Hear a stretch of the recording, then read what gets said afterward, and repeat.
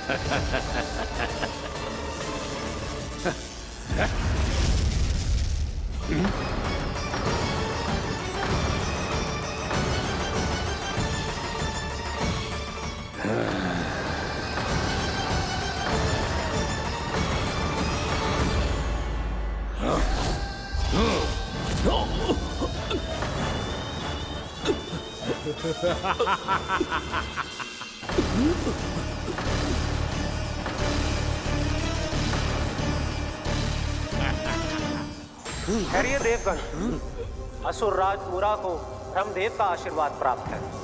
आप में से कोई भी इन्हें पराजित नहीं कर पाएगा।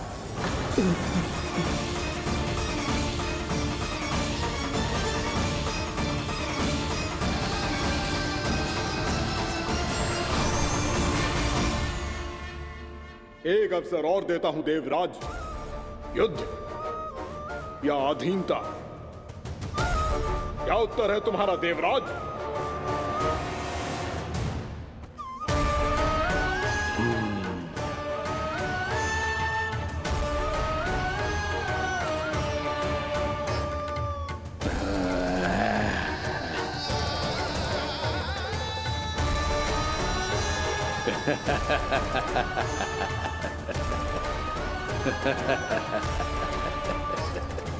इंद्र और सभी देवताओं ने मूरा के आतंक में आके उससे भयभीत होके अपना सिंहासन छोड़ दियो।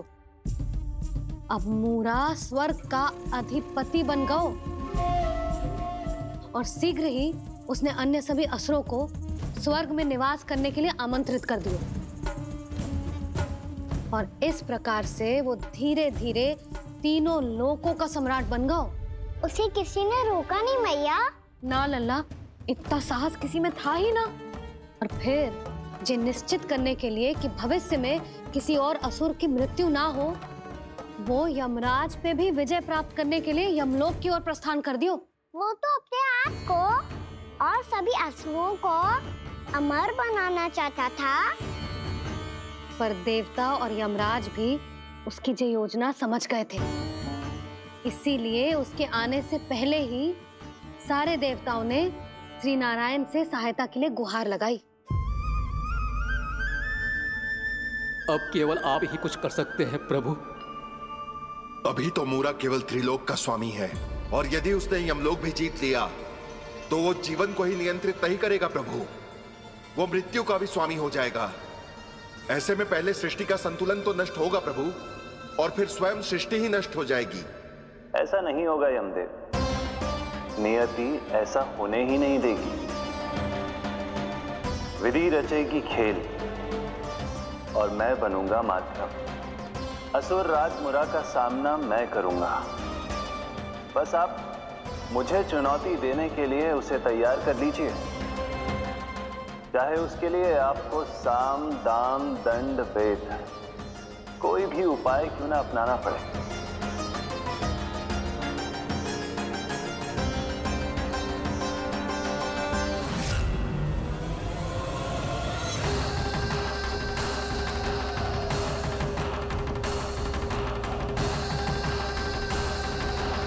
आप तो मेरी प्रतीक्षा में पहले से ही खड़े हैं यमदेव। तब तो आपने मेरी चुनौती के बारे में भी सुना ही होगा। कहिए, क्या उत्तर है आपका? मेरा स्वागत करके अपना राज्य त्यागेंगे या मेरा सामना करके अपने प्राण असुर राज मुरा का सामना मैं करूंगा। बस आप मुझे चुनौती देने के लिए उसे तैयार कर लीजिए, चाहे उसके लिए आपको साम दाम दंड भेद कोई भी उपाय क्यों ना अपनाना पड़े।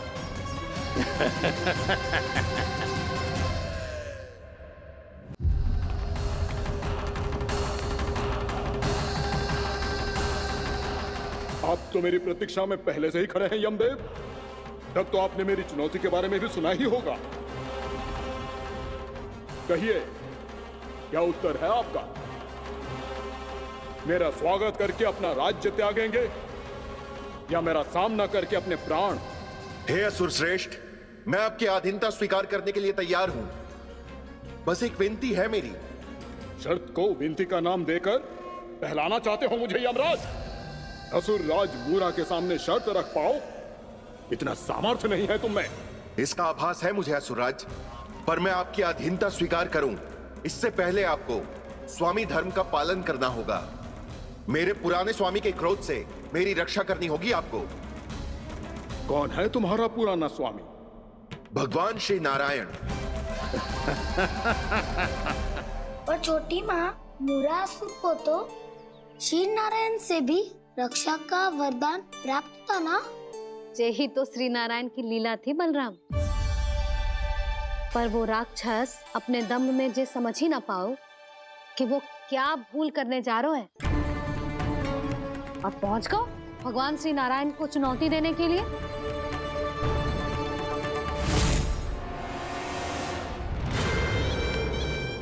वही ठहर जाओ असुर राज मुरा।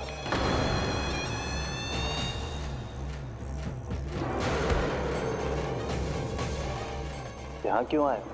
आपको पराजित करने और ये वैकुंठ जीतने, ताकि मैं यमलोक का स्वामी बन सकूं। फिर आओ, युद्ध भूमि में मेरा सामना करो।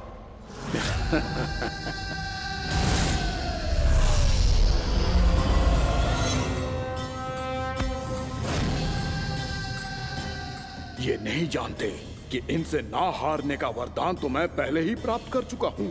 इसलिए युद्ध ठीक से आरंभ हो पाए उससे पहले ही इन्हें जीत लूंगा मैं।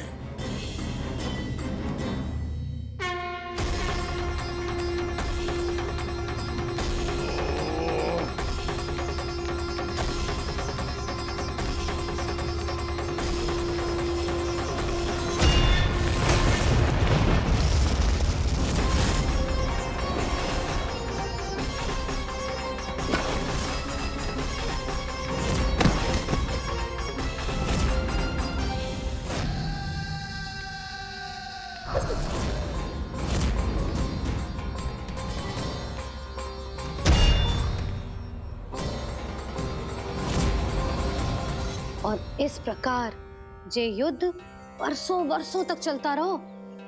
दोनों योद्धा पूरे ब्रह्मांड में अनेक अस्त्रों शस्त्रों के साथ युद्ध करते रहे।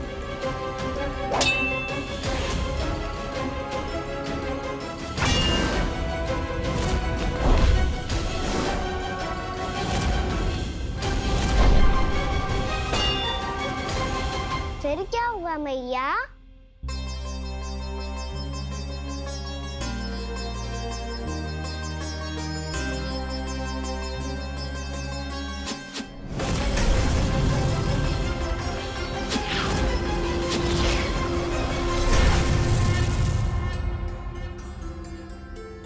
उस युद्ध को कभी समाप्त हुआ हो, पर कैसे?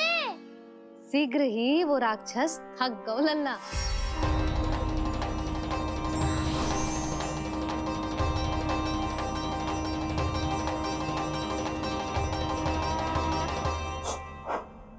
खड़े खड़े देख क्या रहे हैं नारायण? आक्रमण कीजिए, वध कर दीजिए मेरा।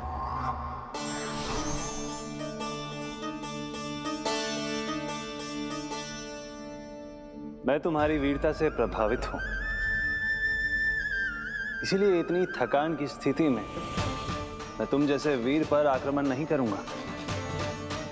जाओ विश्राम करो, यदि फिर से युद्ध करने की इच्छा हो तो तुम्हारा स्वागत होगा।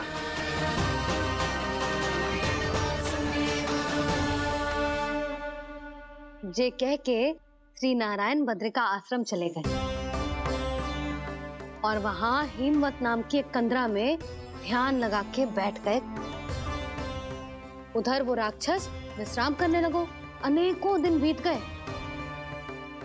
और अब वो राक्षस मूरा फिर से स्वस्थ होके बलवान हो गया था। उसने अपनी सारी शक्ति फिर से प्राप्त कर ली थी।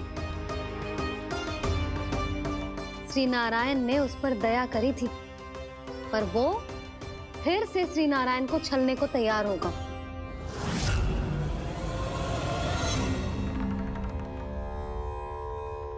ध्यान में बैठे बैठे श्री नारायण योग निद्रा में चले गए, पर दुष्ट मूरा इसी अवसर का लाभ उठा के उनकी कंदरा में घुस आयो ताकि वो सोते हुए श्री नारायण पे आक्रमण कर सके।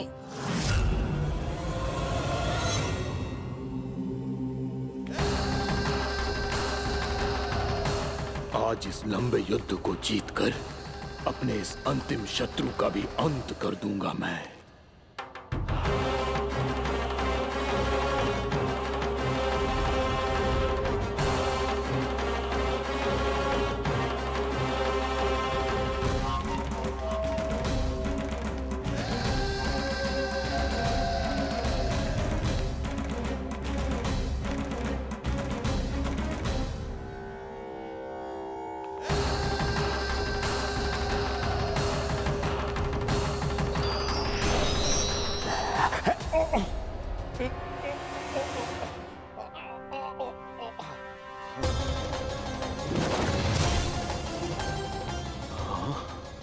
दुष्ट राक्षस, प्रभु ने तुझ पर दया की, तुझे संभलने का अवसर दिया। तू इन्हीं पर ही छल से वार करने चला है।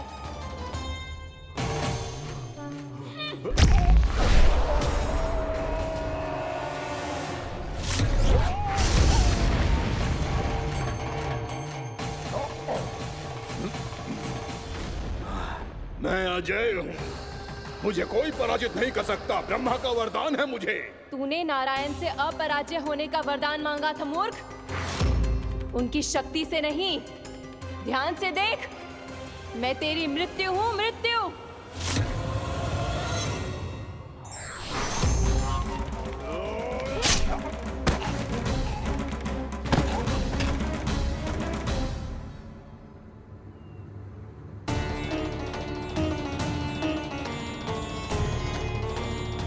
वो देवी कौन थी छोटी माँ?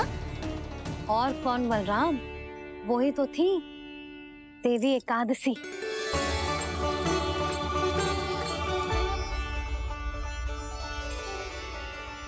मुझे क्षमा कीजिए प्रभु, आपकी आज्ञा के बिना ही युद्ध करके आपके शत्रु को मृत्यु के घाट उतार दिया। क्षमा नहीं, आपकी तो प्रशंसा होनी चाहिए देवी। असुर राज को मारकर आपने सभी देवताओं को मुक्त करवाया है। इस पापी के अहंकार से तीनों लोकों की रक्षा की है आपने।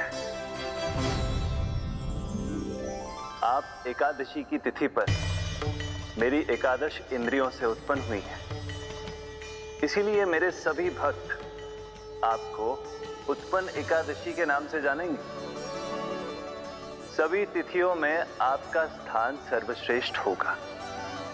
जिस तरह आपने राक्षस के आक्रमण से मेरी रक्षा की है, उसी प्रकार एकादशी के दिन व्रत करके जो भी भक्त आपकी कथा सुनेगा, मैं स्वयं उसकी रक्षा करूंगा। जो आपकी पूजा करेगा उसे मेरी विशेष कृपा प्राप्त होगी और उसके साथ साथ उसे मिलेगा धन, सिद्धि और मोक्ष।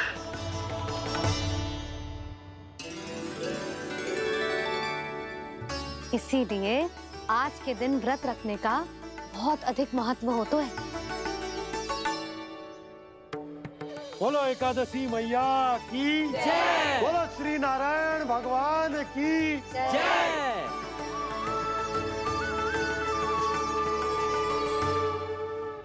प्रभु की कृपा से एकादशी का महत्व भी पता चल गया और मेरा व्रत भी सफल हो गया। अभी नहीं भूला रहा, एकादशी का व्रत पूरी तरह तभी सफल होता है जब द्वादशी के दिन उसे पूरा किया जाता है।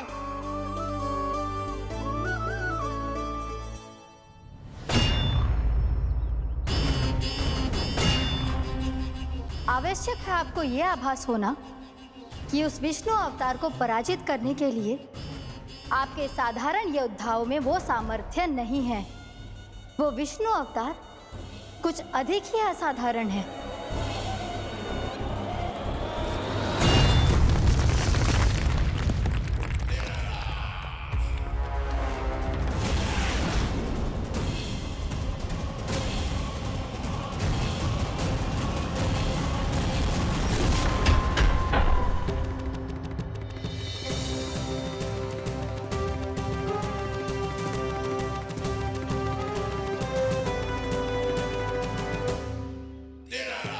अब मैं दिखाऊंगा उस विष्णु अवतार को असाधारण शत्रु क्या होता है।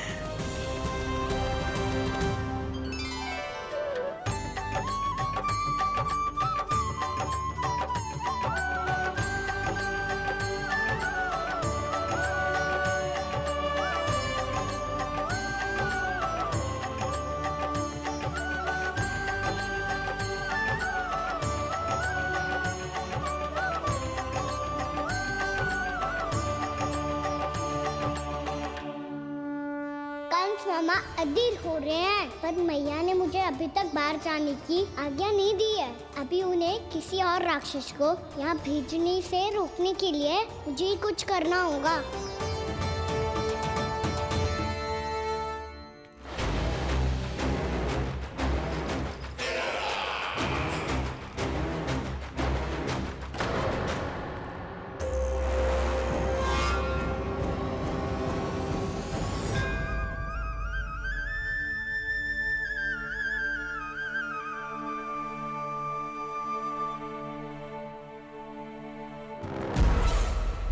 कौन हो तुम? बचपन से ही मुझे मारने का सपना देख रहे हैं, फिर मुझे ही नहीं पहचानते।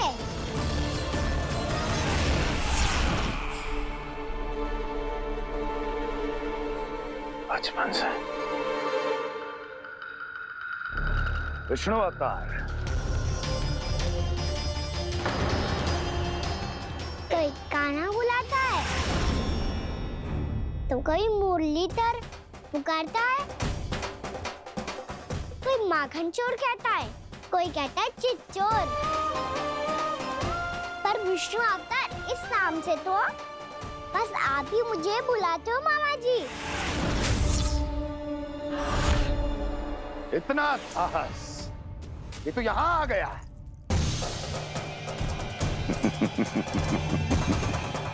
यहाँ आ तो गया तू विष्णु अवतार, किंतु यहाँ से जीवित नहीं जाएगा। तेरे शीश को तेरे धड़ से अलग कर दूंगा मैं।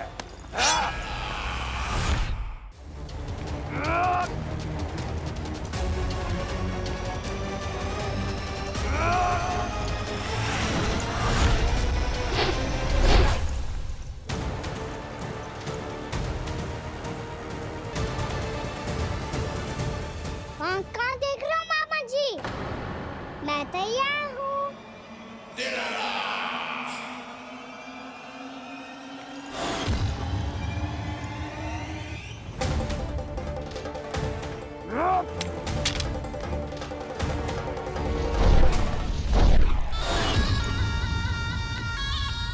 मामा जी, आप सदैव इसी तरह क्रोध में रहते हो क्या?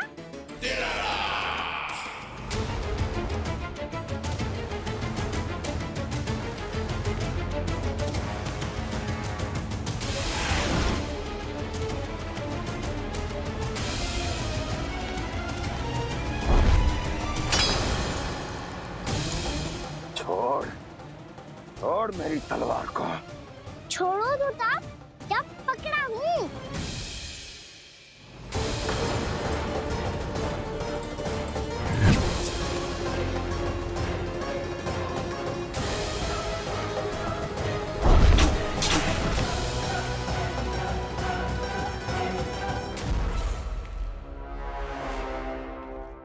मामा जी,